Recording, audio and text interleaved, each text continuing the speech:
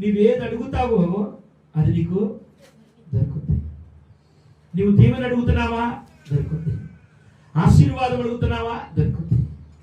క్షమాపణ అడుగుతున్నావా? మరి విశేషంగా దొరుకుతుంది.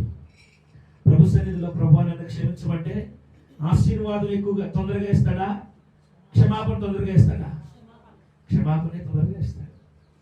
కనుక ఆయన నీకు ఆయన నిన్ను క్షమించడానికి, నీ హృదయాన్ని కడగడానికి, నిన్ను పరిమళ వాసనగా మార్చుకోవడానికి, ఆయన వస్త్రాన్ని కప్పి నిన్ను ఇంకా ఇంకా అలంకరించడానికి ఆయన ఈ మధ్యాహ్న సమయంలో నీ ముందుకు వచ్చాడు, నీతో మాట్లాడుతున్నాడు.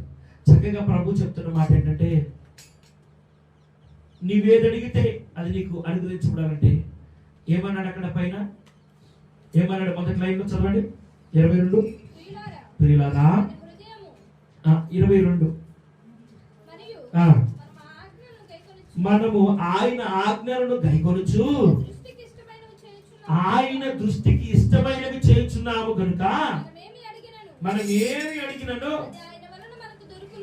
అవి ఆయన వలన మనకి దొరుకును. మీకు అర్థమవుతుందా? ఆయనకి ఇష్టమైనవి నువ్వు చేయుచున్నావా? ఆయనకి ఇష్టమైనవి ఎంతమంది మీ హృదయం చేసుకొని చెప్పగలరు? చెయ్యి వేయకండి. దేవునికి స్తోత్రం కలుగుగాక. హల్లెలూయా. కాబట్టి మీరంటే దేవునికి చాలా ప్రేమ. మిమ్మల్ని ప్రేమిస్తానికి గల గొప్ప ఉద్దేశం ఏంటంటే కాబట్టి చెయ్యి వేసుకొని అబద్ధం చెప్పరు.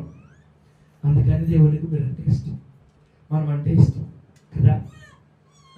దేవుడు మధ్యాహ్న సభలో చెప్తున్నాడు ఏంటంటే 2026లో నీకు వాగ్దానం చేశాను.